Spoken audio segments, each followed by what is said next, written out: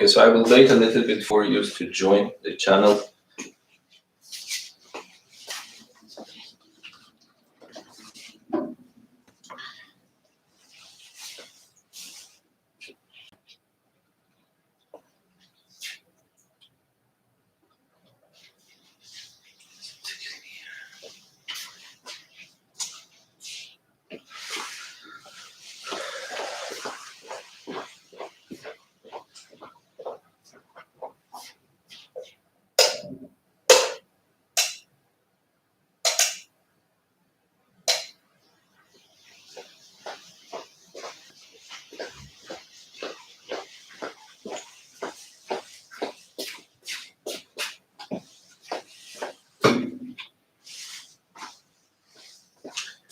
Okay, so I don't know why this is so fake here.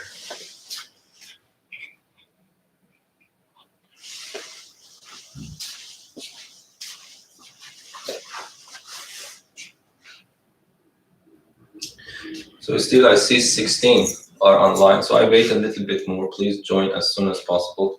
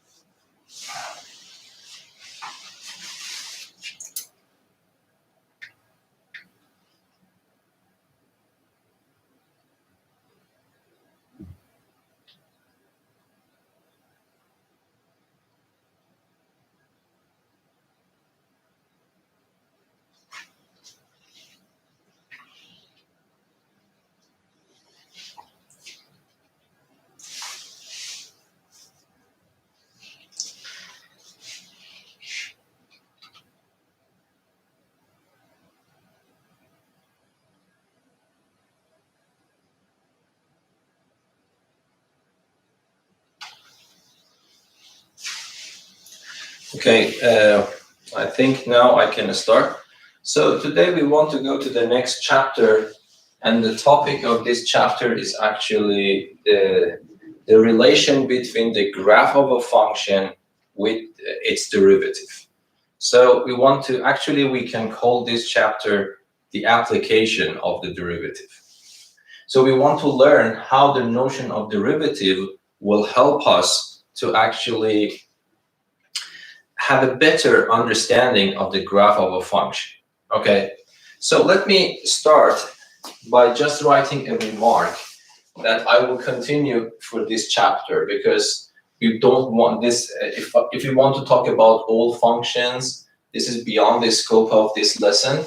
So this is why I start with a remark.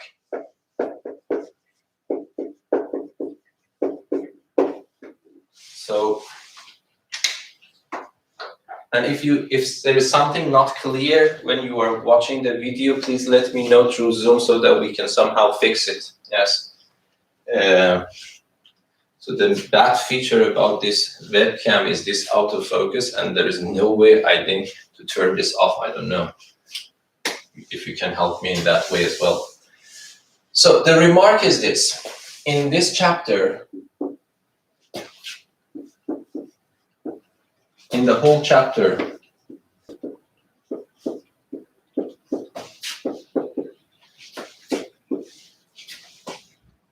unless explicitly mentioned otherwise,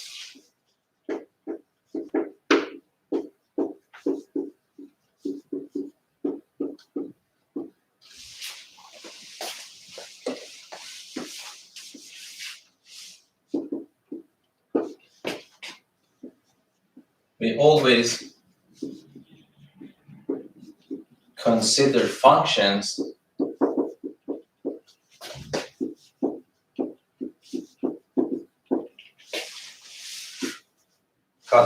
only functions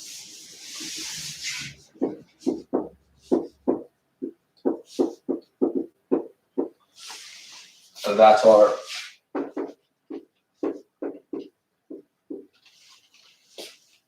both continuous and differentiable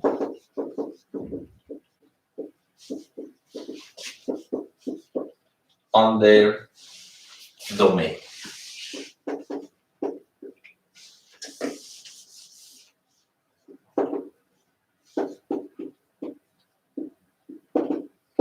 Okay, so this is the main thing in this chapter, because if we want to deal with discontinuous functions, the functions that are not differentiable, then it would be beyond the scope of this lesson. But every now and then, I will try to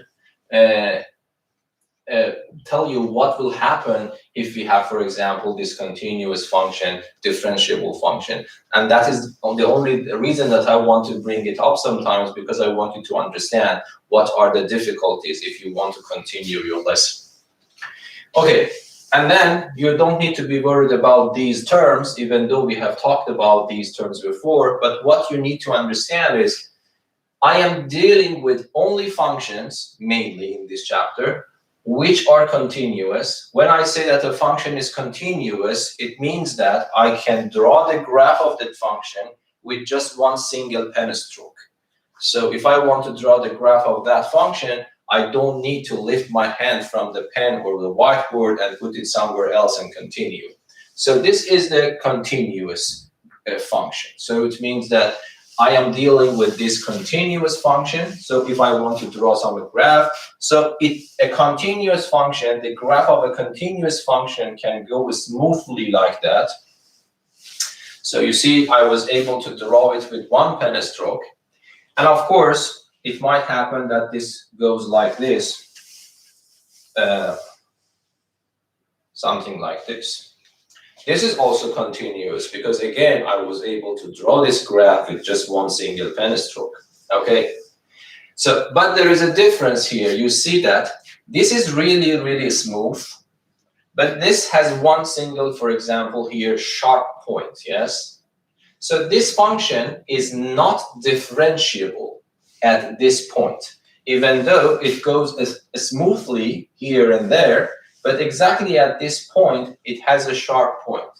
So the functions that we want to consider, I'm not saying that these are very hard, but this is beyond the scope of Math 3C lesson. Even Math 4, they don't talk about these issues.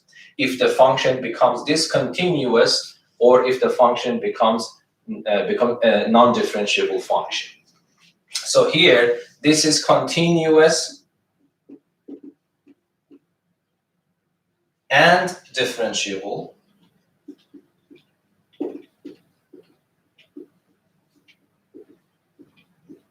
But this function is continuous, not differentiable.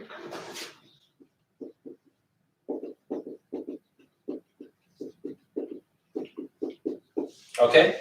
We have also sometimes a function. We might have a function of this form. It comes up to some point and suddenly breaks and jumps to another point and then continues. So this is discontinuous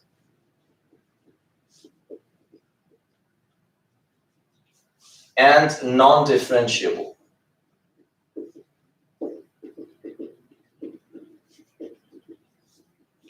Okay.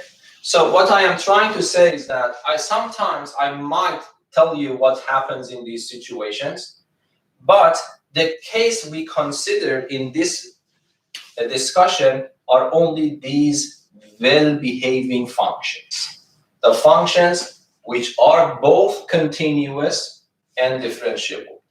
We do not consider these kinds of functions generally, even though these are continuous. But this function is not differentiable, so we don't consider this. And this function, of course, is not continuous. And then there is a theorem guarantees that if a function is not continuous, it cannot be differentiable. So I really don't need to add this, because this will be automatically clear that if a function is discontinuous, it is definitely non-differentiable.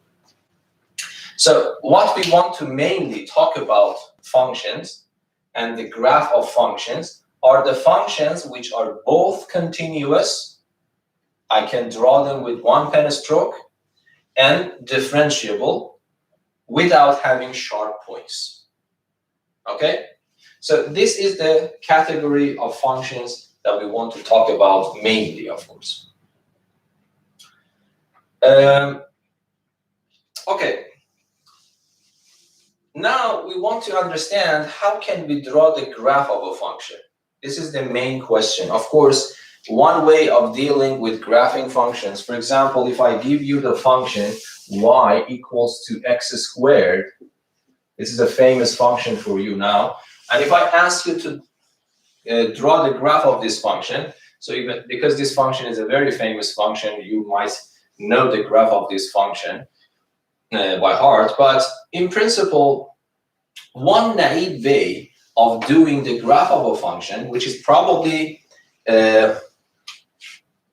the real way of drawing a graph, but this is not practical. This means that I need to find all pair of points whose coordinates satisfy this equation, and then highlight them on the screen.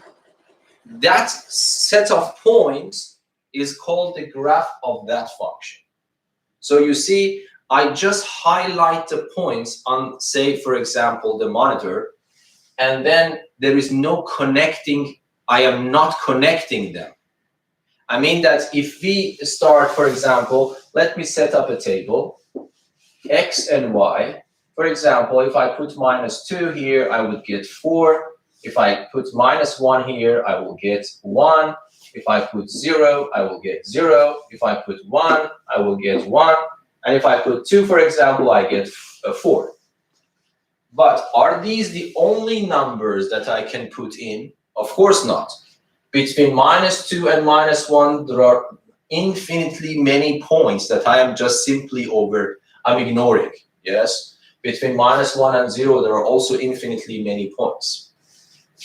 But if I highlight these points on the screen, what happens? -2, so here is -2, for example, and then I have 4. 1, 2, 3, 4. So you see, I am not connecting anything to anything. I am just highlighting this point.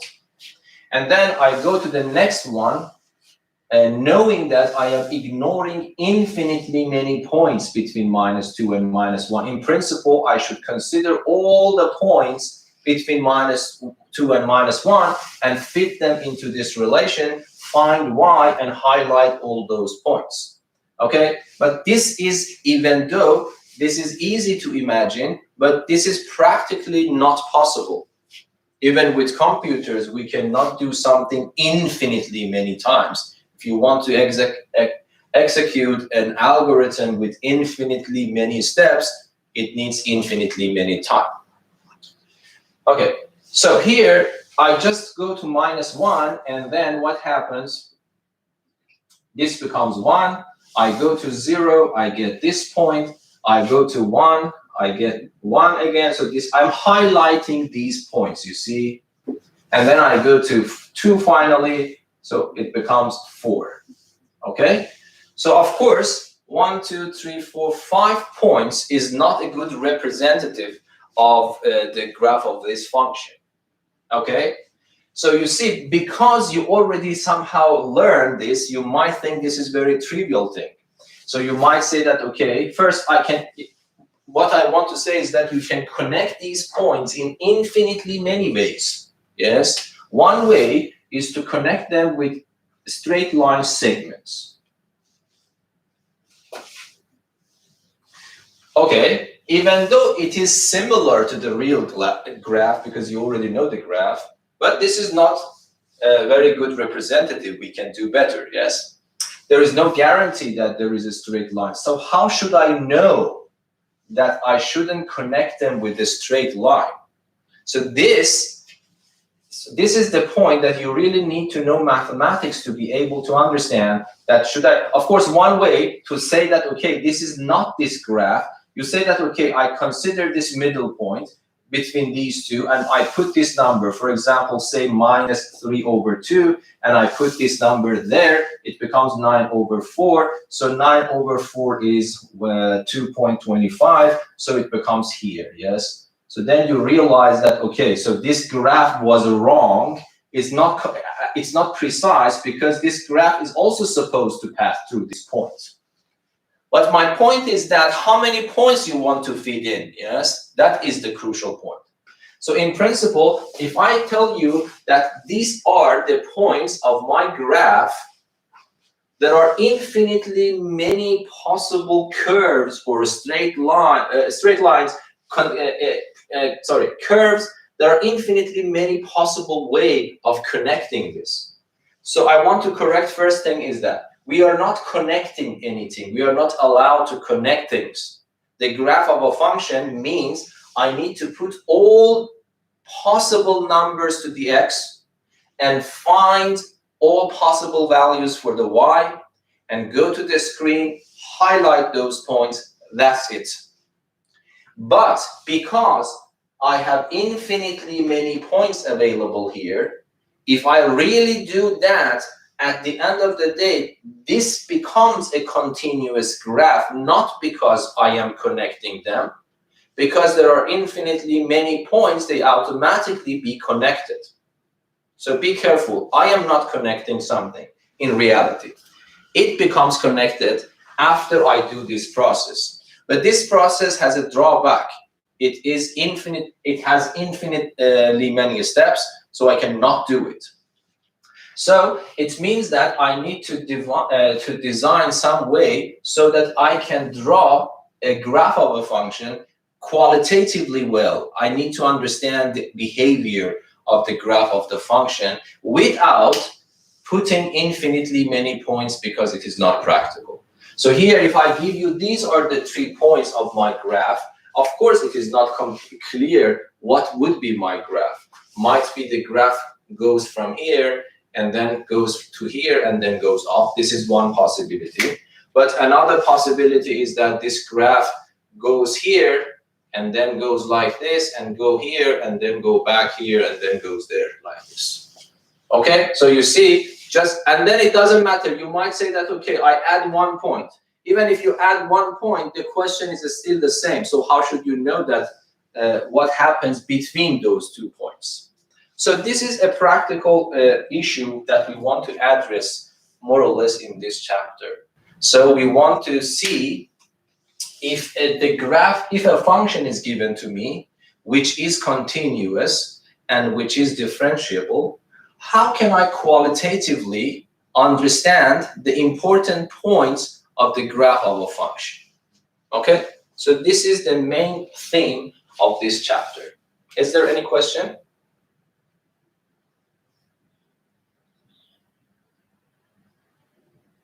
Okay.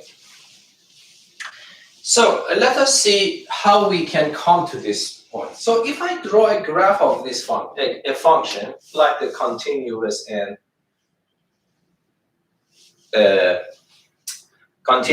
differentiable, of course these are points on the graph, but some points probably are more important for us. If we have them, we have a better picture of the graph of a function. Okay, so if you look at this graph, so which points do you think are more important? Yes, so I think you agree with me that might be this is one of the important points. If I have it on the graph, it's a good point to have. Yes, because it tells me that you don't need to be worried about going up. So the function goes up to this point and turns back. Okay, so I mean, if you want to compare the role of these points, I hope that you agree with me. If my goal is to draw a qualitative graph, which captures the whole essence of the real graph, I think you agree with me that this point is one of those important points, that if we have them, it might help us to have a better picture of the graph of the function. Okay? For the same reason, I think you agree with me that this also has the same feature. These are turning points, yes? So here the function is going up, then turns down. This function is going down first and then suddenly turns up. So these are good points to have. Yes. Another point, if you look at this graph, okay, I would say that this point here, if I can locate it carefully, it's not easy, but I just want to give you some idea. This point is also a nice point to have. Why? Because, for example, it's clear for your eyes. If I have 2 points here, it is easy for our eyes to recognize the difference between this way of connecting 2 points. Yes, assume that these are 2 points of your graph, and then you don't have any point in between. You see, you have infinitely many possibilities, of course. One way of drawing the graph connecting these 2 points is like this. Another way of connecting the same 2 points is like this. Okay? And of course, I hope that you see that qualitatively this curve looks different for us than this curve. Is there any way to detect this difference between this black one and the blue one? I would say more or less yes. So if I bend my hand somehow, you see that if I want to overlap my hand on this black one, the palm of my actually hand is facing upward somehow. Yes?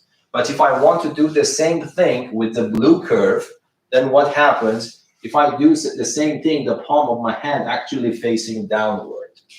So this is one question. Is this possible for us by just having the formula of the function? You see, of course, the point is that I give you the formula. Using the formula, we want to understand the qualitative behavior of the graph of the function. Is there any way that I can detect these 2 important points using the formula for the function? Of course, if I give you the graph of the functions, this is just primary school problems. If I give you the graph of the function, and if I ask you what are the turning points, you can immediately show these 2 points to me. So this is a primary school problem, yes? The reason that you are studying it here in Math 3C level is because we do not have the graph of the function. We only have the equation for the function. By doing some analytic work that we have learned so far, we want to discover the behavior of the graph of the function. So keep this in logic, even though most of the time I draw the graph for you and talk about that graph for you, have this in mind always, that the logic is the other way around. The logic is that the formula for the function is given to you. You want to detect the main properties of the graph of the function, which is not yet clear for you. Using those, we want to have a qualitative drawing of the graph of that function, which more or less, of course, it is not possible to make it 100% correct, because as I told you, make it 100%, it means that I have to put in infinitely many ones. But every one of us will agree at the end, if we draw the graph of the function, for example, using a computer, you will see that the graph that you draw by hand captures the main essence of the real graph, which is, of course, done by a computer. Okay? So that is the point. So you see, so this is important. So why this point is important now? Yes, because this kind of behavior of the function, which is actually looking down or looking up. So if you consider it as a ball, so sometimes ball is actually the normal way, and sometimes the ball is upside down. Okay, so here, this is the point where this behavior of this function is changing. So if you see before this point, the function actually is like an upside down ball. It's facing downward. And then immediately after this point, the function actually looks upward. Okay, it's like a normal ball. Yeah. So this is actually another important point, that if we can detect that point, it would be good for us. It will help us to draw a better picture of the real graph of the function. And this point, these 2 points are called turning points.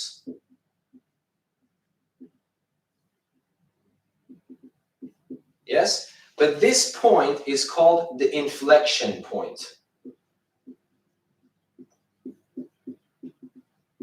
Yes, might be you have also heard this inflection point. I don't know. For example, we can say the Second World War was an inflection point in the human history. So it means that something radically changed at that point. So this is also the word that we use. What is radically changing is the behavior of concavity or convexity. Okay, so I don't know, for example, we say this behavior that looks like an upside down ball, we say that this is concave downwards. This part of the graph is concave downwards, and this part of the graph is concave upwards. Okay, so these are the words. Don't worry about that. This is just a general introduction of what we are going to face in this chapter. Okay, these are very, very simple things, but you need to understand them by heart. Otherwise, if you want to memorize them, there are many algorithms coming on in. If you can connect your calculations with your geometric visualization, then it is effective. Otherwise, it might be confusing and you will start mixing things up. Okay, so that's my advice. Please try to understand. Of course, at the end, when I start teaching the real stuff, I can write them algorithmically, and then of course you can just memorize them for the exam and just follow that algorithm. But what I'm trying to say, first of all, there would be different algorithms that are very close together. So if you don't understand what you are doing, then it would be very hard for you to memorize and have them, because these are not in the formula sheet. So these are instructions that you need to learn. The best way to learn these algorithms that are coming is having good understanding of the algorithm, why that algorithm is expected to work. So I want to discuss about these things. Okay, and these turning points, there are 2 types of them. One of them is a maximum point. Yes, why this is called maximum? Because the graph does not go higher than this point. Okay, and then this turning point, for the natural reason, is called the minimum point. Okay, but we need an extra adjective, maximum and minimum, because sometimes the turning points are not the real maximum points. The minimum points are not the real minimum points. What do I mean by that? Let me give you an example of a graph.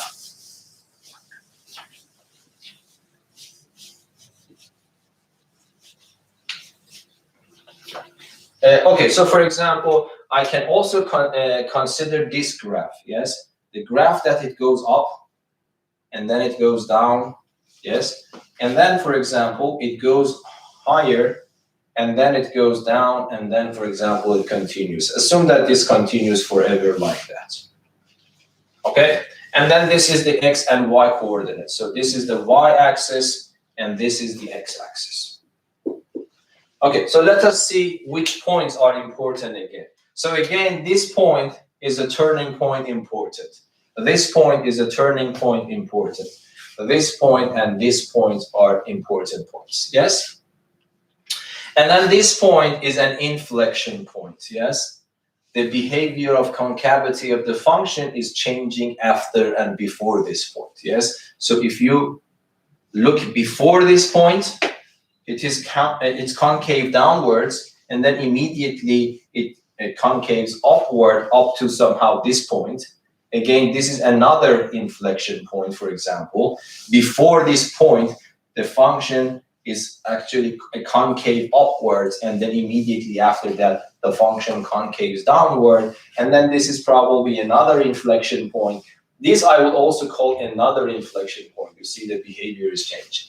So these are inflection points, and these are maximum and minimum points. But of course, this notion is a relative notion. I would say this is a local maximum. Why? Because even though it seems like a maximum, the height of this point is higher than the height of the points in the vicinity of that point. Yes? Yes? So if I restrict myself to points around this for example, it's clear that this point has higher height with respect to the points close to it. But of course, it is clear that the height of this point is lower than the height of this point. So this cannot be the maximum of the whole function. It is locally maximum. It means that the height of that point is higher, is more than the height of the points in the vicinity. So this is a local maximum. So let me write LOC, local maximum. This is also a local maximum. Okay? And then here we have a local minimum. Yes, because the height of this point is less than the height of the points in the vicinity of that point. So you see, if I just look very close to that point, every other point has a height higher than this point. So it means that if you just see, if you are interested only in very small portion of the graph of the function around this point, the height of this point is lower than the height of those points. So for this reason, that's called a local minimum. And that's a local maximum. Again, this one is a local minimum. Okay, so if you have any questions, please interrupt me. I think these are very simple ideas. So why this is a local minimum? Yes, because this is lower than the points in the vicinity. Okay, but let us say these are not absolute maximum points. So you see, we can talk about absolute maximum or absolute minimum. Let me talk about these things. So one interesting thing that can happen is that the height of a local minimum can be even higher than a local maximum. So have this in mind. So don't take this for granted that the local minimum always is lower than the local maximum. No, you see, if I ask you what type of point is this is a turning point. If I ask you about the nature of this turning point, you see this is a local minimum, because locally it is lower than the points in the vicinity, even though the height of this local minimum is this much, the height of this local maximum is this much, and then you see that the local minimum is greater than the local maximum. So be careful. I am talking about local minimum and local maximum. So here, this is a local minimum, but of course, if the graph stops here, let me stop the graph here and there. Okay, so let us stop the graph there. So it means that this does not continue. Then this point is not only a local minimum, but it is also an absolute minimum. So it means that it is not only, the height of this point is not only lower than the points close to it, the height of this point is lower than the height of any other point on the graph. So it means that this point is not just locally minimum, it is absolutely minimum. So it is minimum, it is lower than the height of any point. So you see that this has two features, not only a local minimum, but also an absolute minimum. But this point, even though is a local maximum, but it is not an absolute maximum.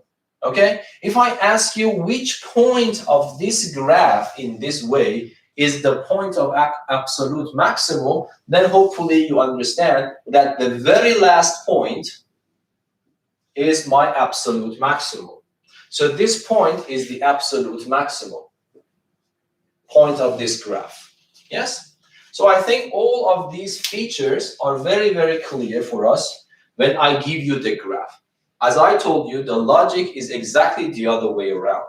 I have been given a function, then I want to detect these important points before having the graph of the function, and using these turning points and inflection points, then I hopefully have a qualitative good picture of my graph. Because if I know that, for example, if I know that this is a local maximum and this is a local minimum, so this means that between these two, I should connect them like this. So around the maximum point, the graph looks like that. Of course, to be precise, we don't know. It might be wider or it might be narrower. But it doesn't matter. Qualitatively, the behavior of the function in a maximum looks like this. And the behavior of a function in a minimum looks like this. It might be wider or it might be narrower, okay? So, or I don't know, something in that way. So these are the type of behaviors of my function around this point. So here, for example, if you already can detect this maximum point, so you draw something like this for a maximum, and then you draw a point like this for a minimum, okay? And then if you detect this point as the inflection point, so you understand that you shouldn't go like this, yes? So for example, you cannot go like this.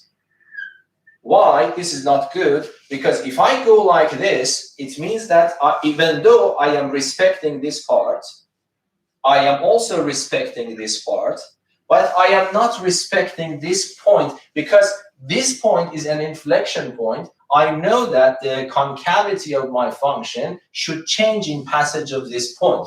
But you see, it's not happening. For example, if I draw the graph like this function is concave up, and after that, it is still concave up.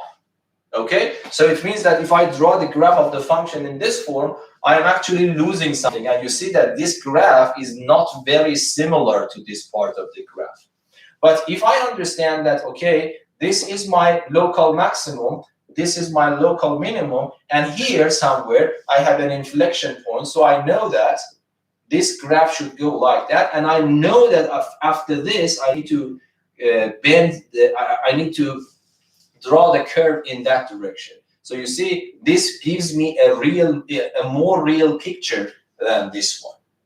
Okay, so hopefully you understand what's going on. So one main part of the lesson would be this: how I can detect local maximum points, local minimum points, and inflection points. So this is the main theme of this chapter. Okay. But for momentarily, just forget about inflection points. They will come later.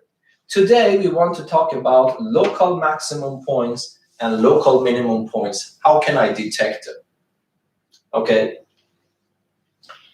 And then there is another terminology that I want you to know, because most of the time, when we talk about a maximum point, the same argument also works for minimum points.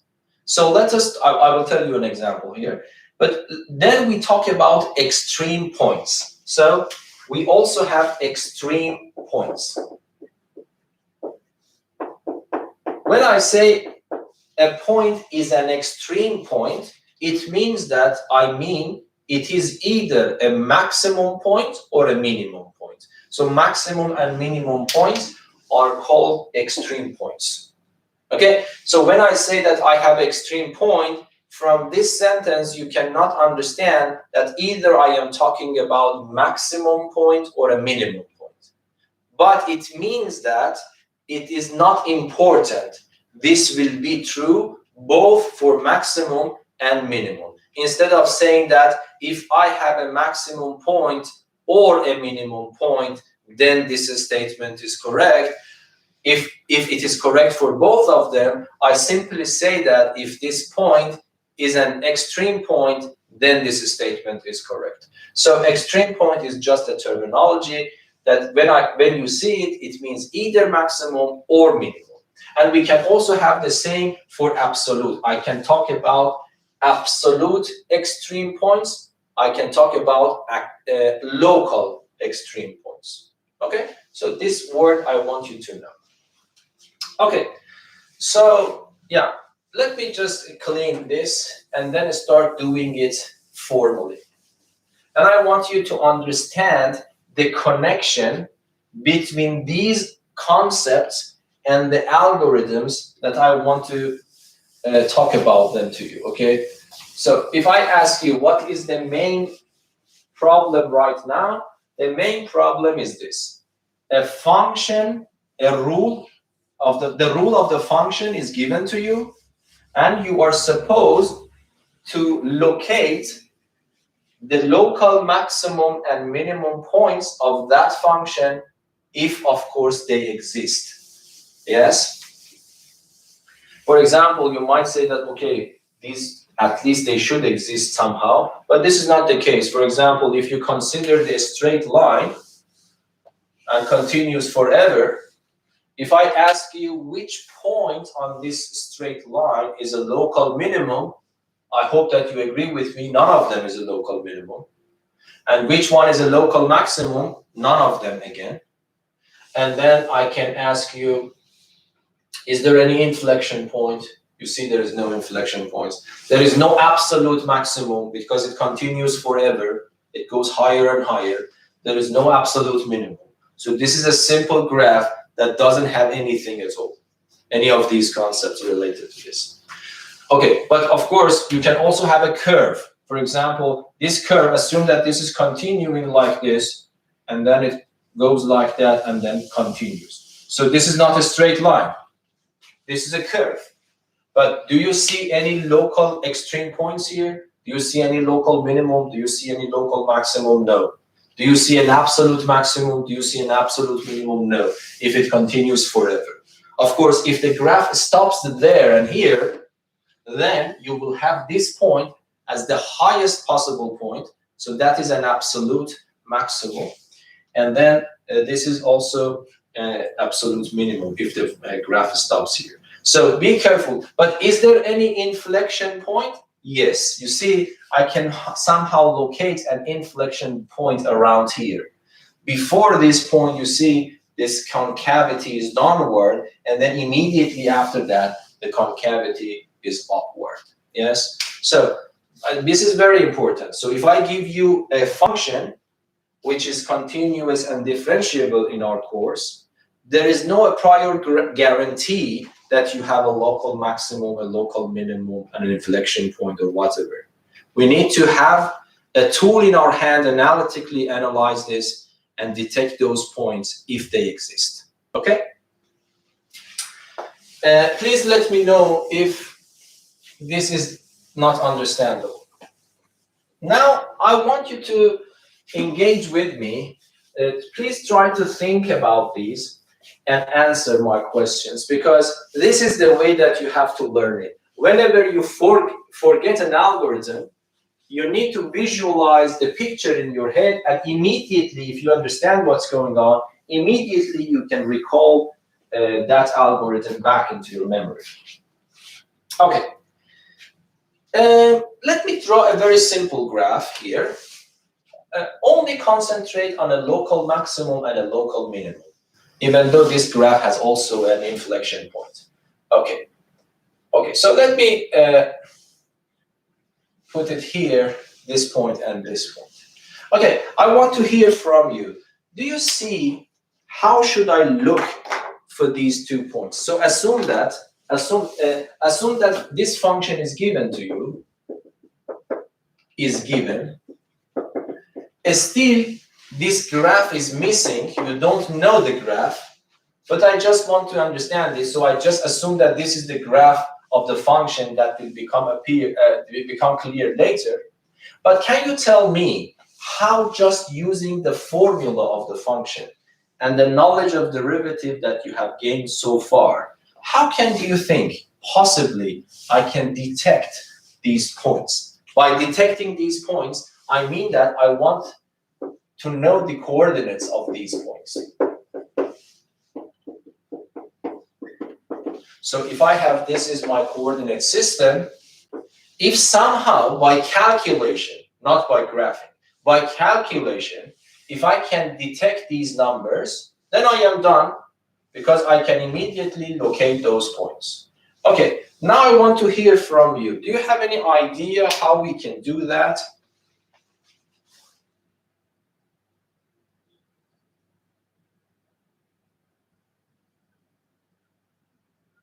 Is it to make if you calculate it for 0?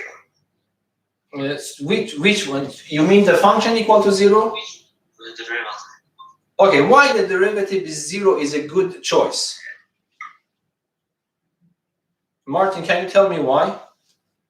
Why do you say take the derivative and put it equal to 0? Because the slope would be 0. Okay, and if the slope is 0, so yes, so exactly. So I hope so. It is clear. Yes, it is clear that you are understanding what's going on, because you see, this point and this point has a feature that other points lack.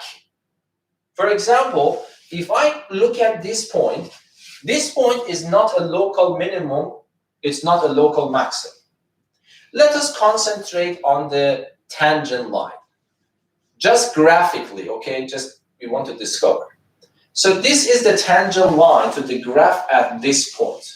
And the tangent line always exists because there is no sharp point, if you remember the remark, and that's continuous. So we are only dealing with these functions. So there is a big difference between this point and that point when I talk about tangents, yes? The tangent at this point is horizontal, okay? But the tangent of any other point, of course, the tangent here is also horizontal. But assume that this is the whole graph, you can immediately convince yourself that there is no other point on the curve with this property that the tangent line at those points is a horizontal line. Yes? So this point and this point, the tangents are horizontal. But any other point you choose, for example, if I choose this point, the tangent line is this one. The slope of this tangent line is 0. The slope of this tangent line is 0. The slope of this tangent line I don't know, but at least I know it is positive because it is inclined in this direction. The slope of this tangent line I don't know, but at least I know it is negative because it is inclined in this direction. I hope that it is completely clear. So you need to visualize this picture. So what is relevant to these local extreme points is that the slope is 0. So one possibility, my goal is to detect these 2 points. Okay.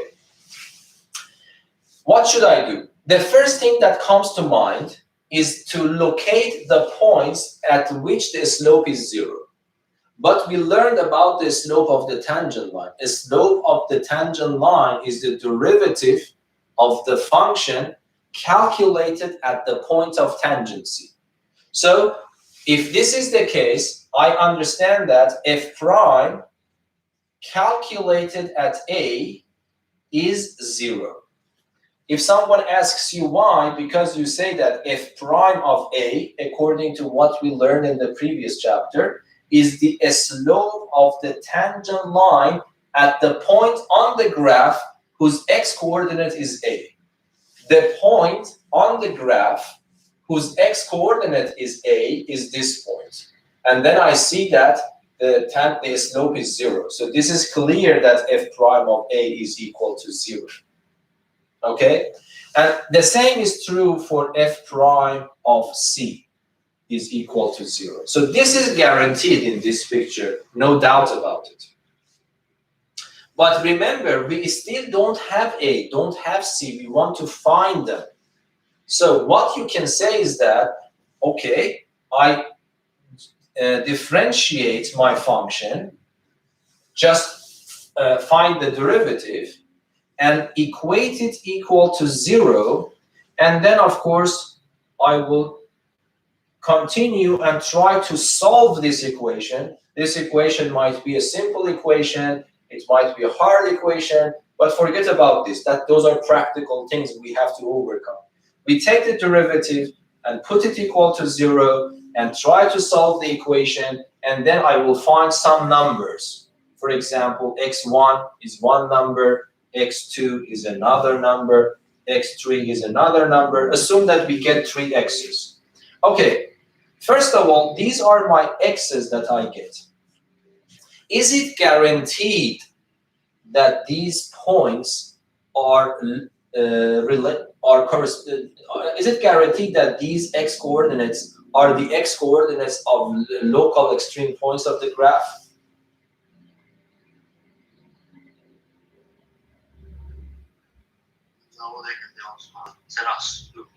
Yeah, that is also another possibility, because you see, what I have done, I take the derivative, equate it to 0. So it means that I am not detecting the local maximum and minimum. I am detecting all the points whose slope is 0. The slope of the tangent line is 0. Okay? You might say that these are the only way, but no. As actually you said, there is another type of point. It is called a terrace point.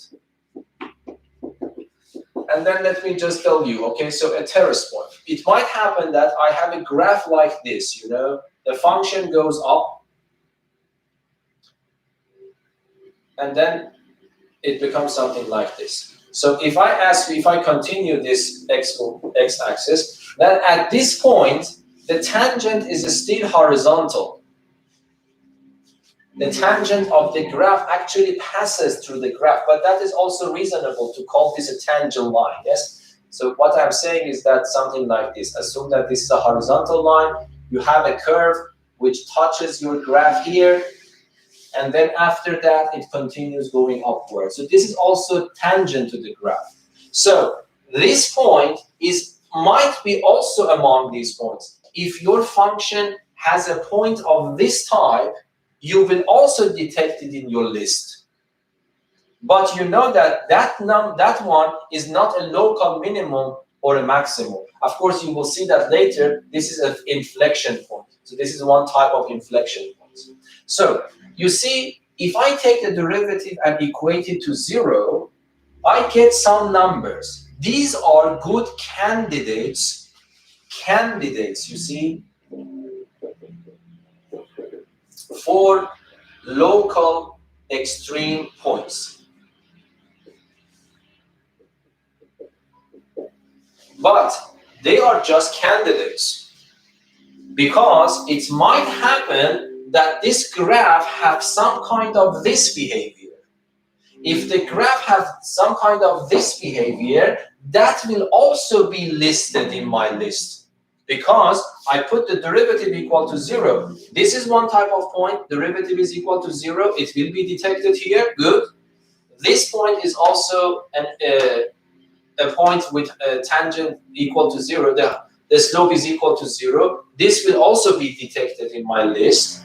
But if my function continues and behaves like that, this point, unfortunately, also be detected in this list.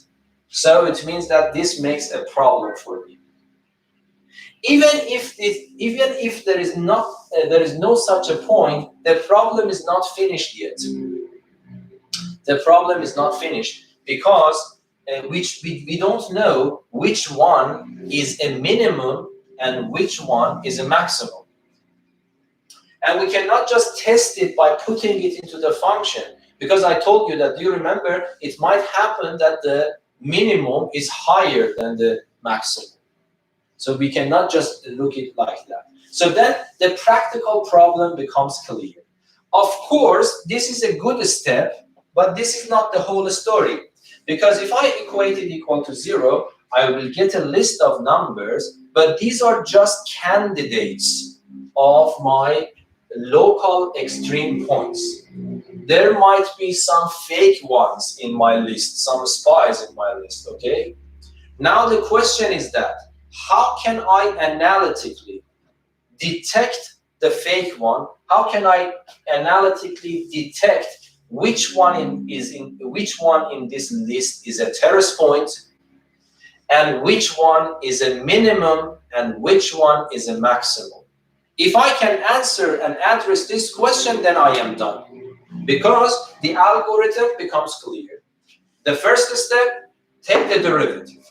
The second step, equate it equal to 0 and solve it.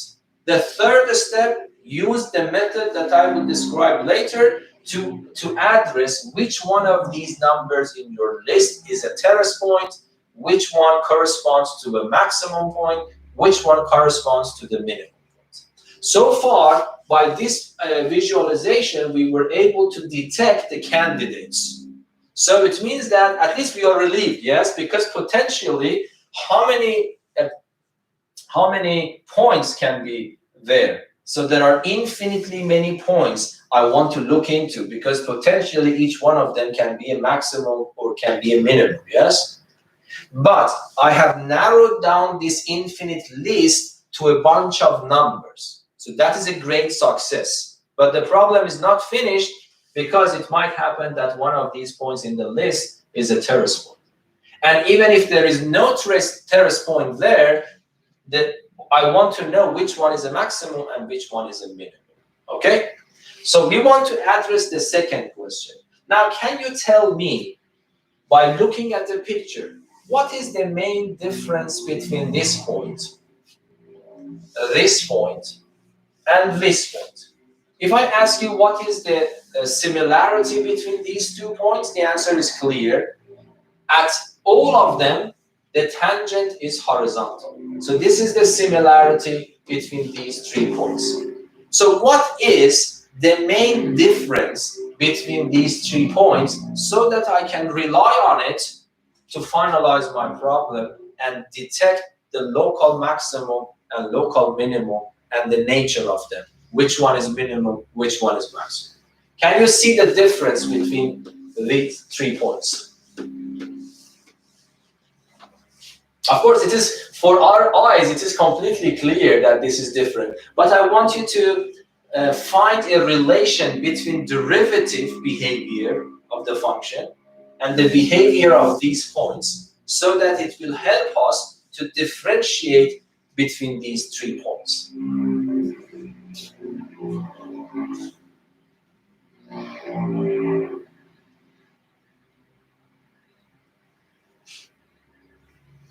It's clear. I want to wait a little bit, because if you can tell it right now, it means that you learned everything. You don't need to be worried about sending this to your memory. What you need is to visualize this in your head back again, and then immediately understand what's going on.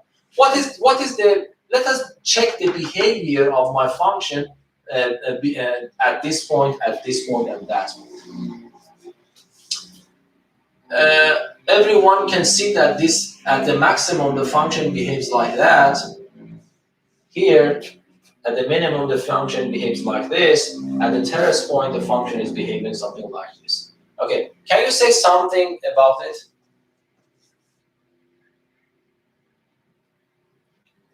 Do you remember, emphasize on the word turning point?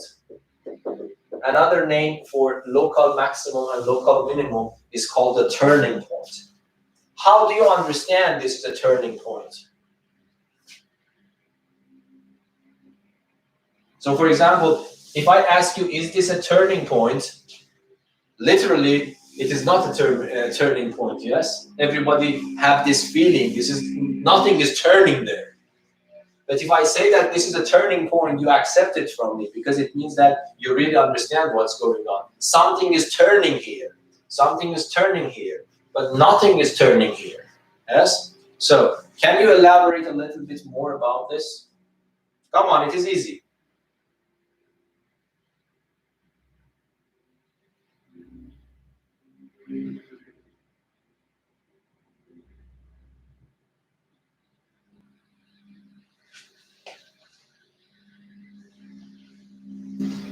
No? Okay. So why do you think that I call it a turning point? Because you see, I go here and then I turn. What's happening? I'm changing my direction, yes? So here, before this point, you see the function is going up.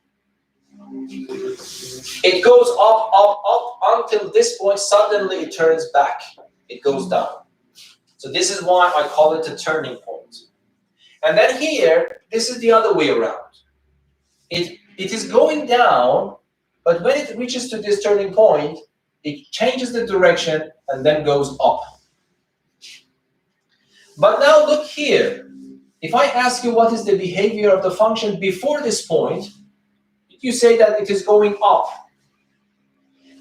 It changes the rate at which it is going up, but it maintains the same change.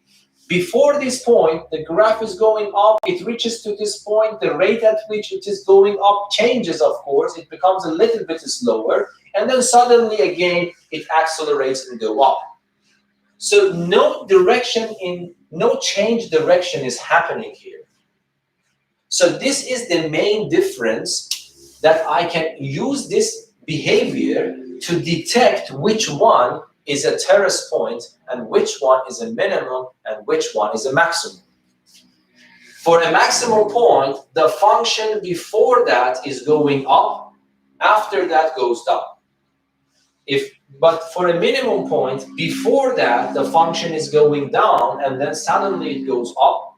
But in the terrace point, in this case that I have drawn in this figure, it goes up, after that it goes up. It might happen that I have the other situation. It goes down and then continues to go down again. Anyway, this is not a turning point. So this is one type of terrace point. This is also one type of terrace point. So this behavior is crucial to differentiate which one is a maximum and which one is a minimum, and which one is a terrace point. Okay. But of course, this question is this: how can I, by looking to the formula of my function, how can I understand where the function is going up and where the function is going up down? Can you answer this question?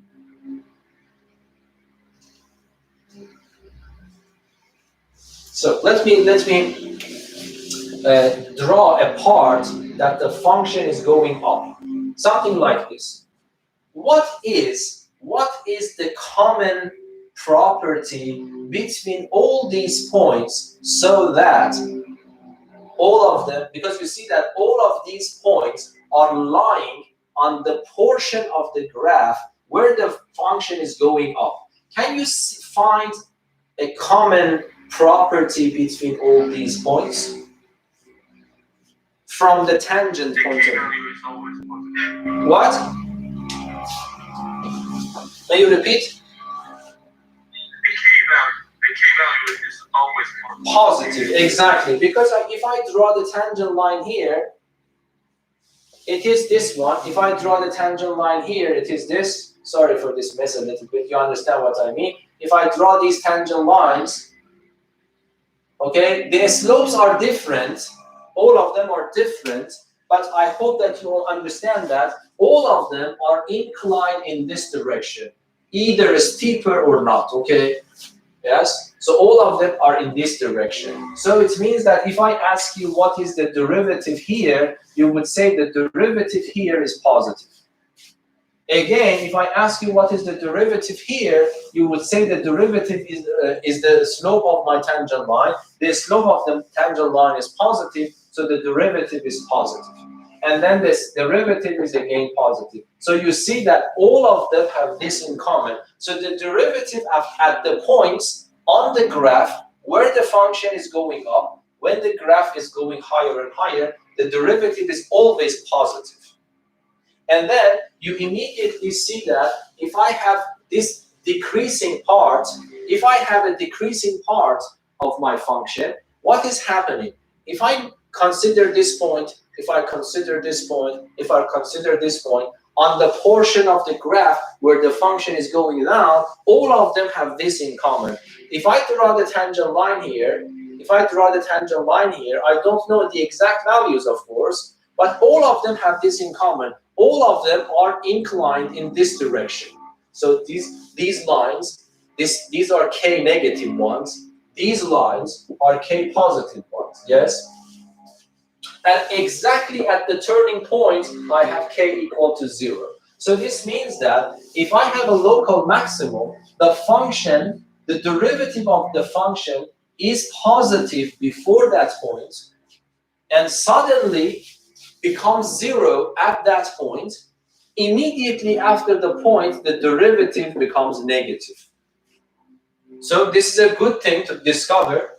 So if I want to see if this is a maximum or minimum, for example, in this case, what I need to know, I need to look a little bit before the point, assume that this is x1. I need to look at a little bit before and after that. If before that is positive, the derivative is positive, and after that the derivative is negative, so it means that this is a maximum point. And this is the other way around. Do you see this portion of the graph is decreasing, so the derivative is negative here, and then after that the derivative becomes positive. So it means that the sign, positive or negativeness of the derivative is playing the crucial role for me. Yes? If the derivative is positive before a point, immediately after that point it becomes negative. It means that I have this behavior, the function is going up and then down, so I realize that that is a maximum point. If the sign of the derivative changes from negative to positive, so it means that the behavior at this point is changing, but in this way. It is going down first and then goes up. So I really detect that this is a maximum point. So it's a minimum point. But if, for example, in this picture, before this point, the derivative is positive because it lies on the increasing part. After that, it again is increasing, yes? So it means that this is not a local extreme point, yes? Because it does not behave like that. And even in this case, it goes down and it remains going down, yes? So I can immediately detect that. So this is the content, what is called in mathematics, the first derivative test.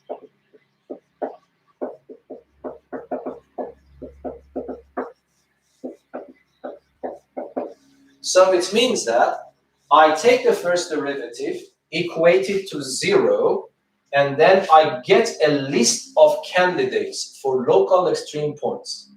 Then I concentrate on determining the sign of the derivative before and immediately before and immediately after those points.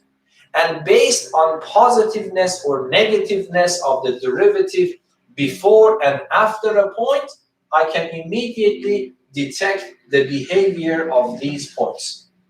If this happens, it's a maximum. If this happens, it's a minimum. If this happens or that happens, it's a terrace point. And this is called the first derivative test. Okay? So this picture, you should have it in mind. And it is very, very simple and very intuitive. Okay? Is there any question? Okay, so let me give you an example first to see how this will work in practice. So this is not a formal lesson. I'm just talking so that you get familiar with what is going on. All the things that I talked here, you need to have it in mind, and it is very, very simple by visualizing the picture.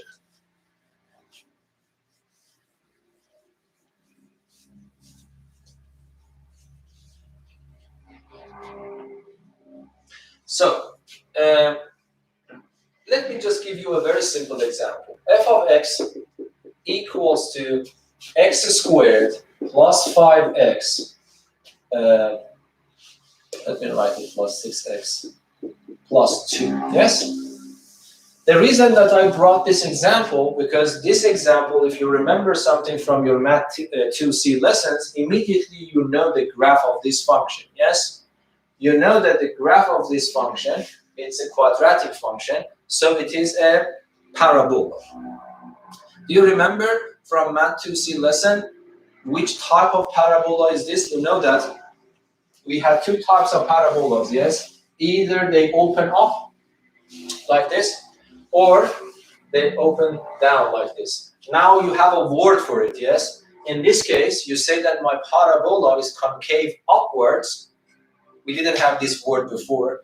And this parabola is concave downwards. We didn't have this word before, yes? Okay, but then you see that there is an important point here. Do you remember we had a formula for this and we just called it the turning point, yes? we solve some problems together related to these points.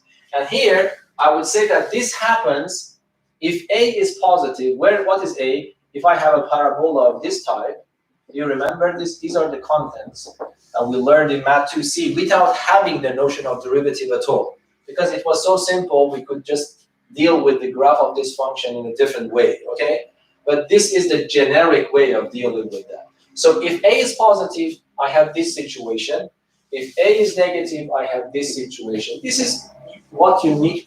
In principle, you should have it in your memory from Math 2C lesson, okay? So what type of function is this? This is a quadratic equation. A is positive, so I expect this.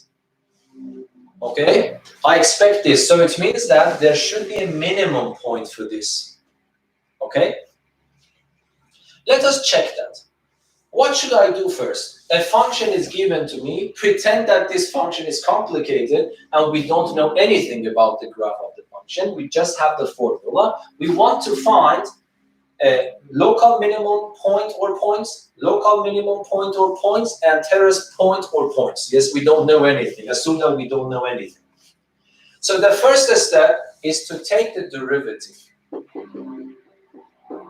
Yes, it becomes 2x plus 6. Okay? The second step is to equate it to 0. Okay. I just want you to answer this question for me. Okay, so I put it equal to 0. This is my derivative. I equate it to 0. Then this is a simple problem. It might be a complicated equation. It might be a simple equation. Anyway, that's a technical matter. We need to deal with that. But this is very simple now. I move 6 to the right. It becomes 2x is equal to minus 6. And then x becomes equal to minus 3. This is one of the points of interest. Let me just repeat these words. Is there any guarantee that this function has a maximum? No. Is there any guarantee that this function has a minimum? No. Is there any guarantee that this function has a terrace point? No. At this step, we don't know. We know what, if I ask you then what this is, you would say this is a candidate, a possible candidate for might be a local minimum, or a local maximum, or a terrace point. But I don't know. Might be, this is not the case at all. What I want you to understand is that when you take the derivative and you put it equal to 0, there is no guarantee at all that these are the extreme points. They are candidates, only candidates for those points. How should I understand what happens before and after that? You, according to this view that you need to have it in your mind, you need to go and ask yourself, what happens to the sign of derivative? Is it positive or negative after and before that point? Yes? Okay, I can easily, so I think this is a very simple example, so you can immediately convince yourself.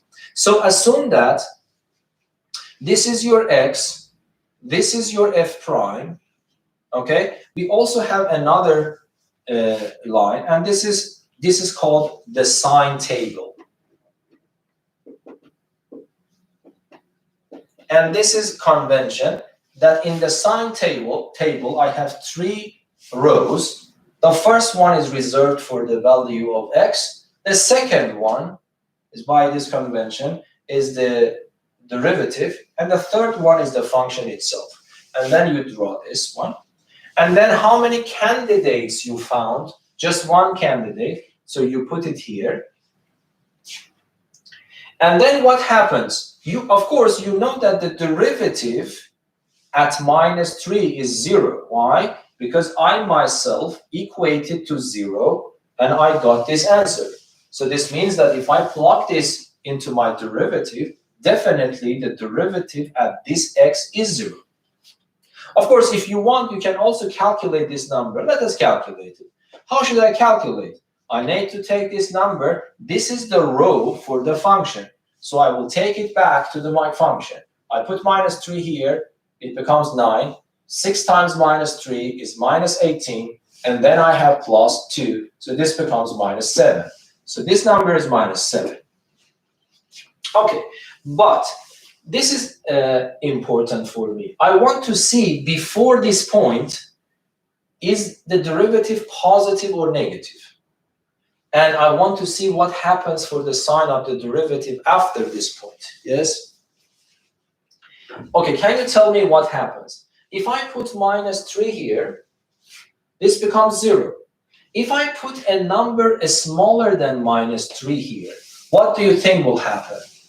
If I choose a number smaller than minus 3 and put it here, this becomes more powerful, a negative, more powerful number than 6, yes? For example, if you put minus 4, for example, 2 times minus 4 is minus 8 plus 6, it becomes a negative. So it is clear that if I go slightly below minus 3, the derivative, not the function, the derivative is negative all the way down, yes? And if I choose a number even slightly greater than minus 3 and put it here, for example, minus 2, then it becomes 2 times minus 2 is minus 4 plus positive, so it goes up.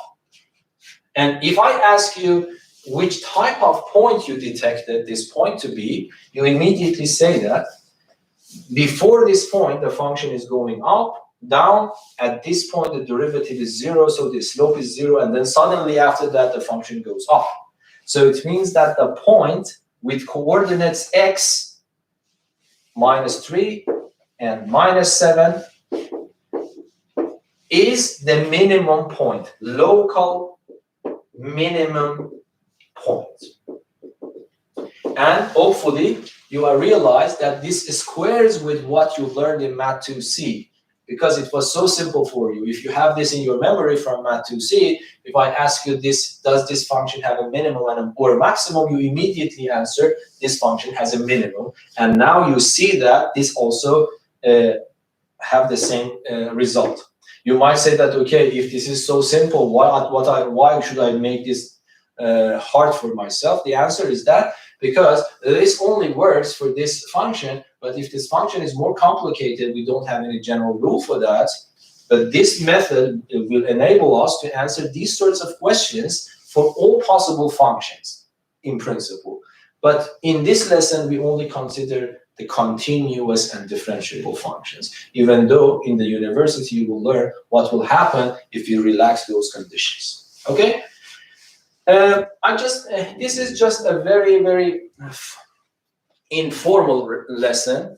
Later, I will systematize it on Friday. I want to somehow review this video, and I don't. Most of the time, you can just fast forward it if you understand it. But I want you to have that picture. On Friday, I will actually go back and start doing it very formally to see sometimes there are some candidates which are neither local maximum or minimum. We immediately write that's a response. So that's a very, very important lesson. Okay, any questions here? I will write on the school stuff which pages to read and which exercises to do. There are not many exercises that you can do right now, but there are some pages that you can read to increase your understanding about the topic. And then later on Friday, we'll come back and do this very systematically. And these are the problems that you need to be careful that you will get in exam and in problems in the book. Okay, so if you don't have any questions, I end the streaming here. Thank you for watching. And then I will be in Zoom if you have any questions.